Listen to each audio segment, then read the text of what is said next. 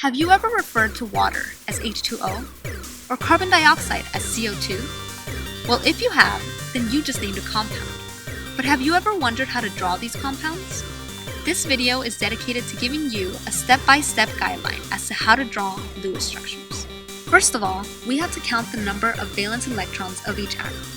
In this example, carbon has 4 valence electrons and oxygen has 6. But there are 2 oxygens, so we multiply 6 by 2 and that gives us 12 valence electrons for oxygen.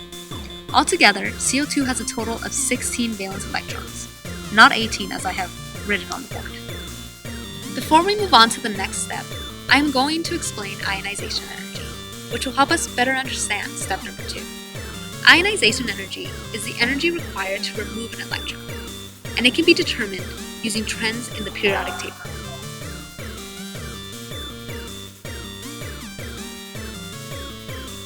To explain this, I'm going to use francium, which is the largest atom in the periodic table. As you can see, it only has 1 electron, and since the electron is loosely held, it is easier to remove it, which means francium has a low ionization energy. Now I am going to show this with helium, a very small atom. As you can see, it has 2 tightly held electrons, which means they are harder to remove. This gives helium a high ionization energy because it requires more energy to remove 1 electron. This leads us to our next step, which is to determine the central atom. The central atom will always be the atom with the lowest ionization energy. Here is a trend for ionization energy on the periodic table.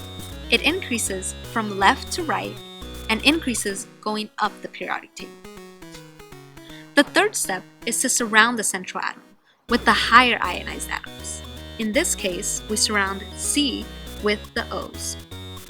Then we will give each atom an octet. Once we have done that, we will recount the electrons to make sure they all add up to the number we calculated in step 1, which for CO2 is 16. And then we will adjust the Lewis structure to give it the correct number of electrons by adding a double bond if it is over, or checking to see if it can break the octet rule if it is under. Since the Lewis dot structure that we drew is over, we have to add 2 double bonds to bring it down to 16. We're done, right? Nope. Always make sure to check the formal charge of each atom. In this case, CO2 has no charge. So in order to determine if the structure we drew is correct, the formal charge of each atom should add up to a total charge of 0. This is the equation for formal charge, and on the side is what the variable stands for. Now, we are going to calculate the formal charge for each atom, filling in the variables with the information we get from the periodic table and our drawing.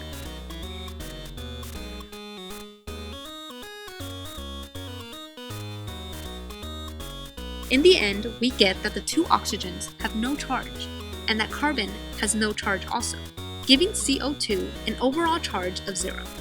So our Lewis structure is correct. Here is another way to calculate formal charge that is a bit less time consuming. All you do is subtract the number of valence electrons the atom wants from the number of valence electrons surrounding the atom. I am going to demonstrate this method using carbon. Carbon wants 4 valence electrons, and it has 4 valence electrons. So when you subtract these numbers, you get a total charge of 0 for carbon. This matches our previous findings, which proves that this method also works. Now I'm going to draw resonance, which is the multiple ways to draw one structure with the bonds in different locations, using NO3-. Here is a recap of all the steps necessary to take when drawing the Lewis structure.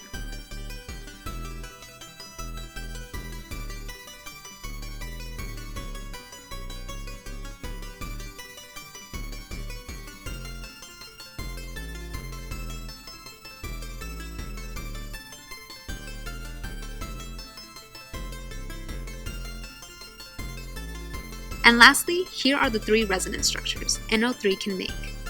As you can see, the only difference in these structures is that the double bond is placed in different locations.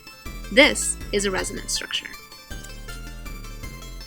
Now, before you box in that answer, don't forget to check formal charge to make sure our Lewis structure has a total charge of -1.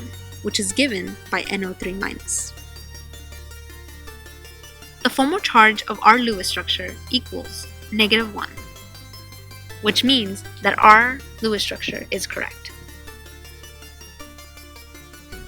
Last but not least, I'm going to talk about exceptions to the octet rule, which apply to any element that has a d orbital.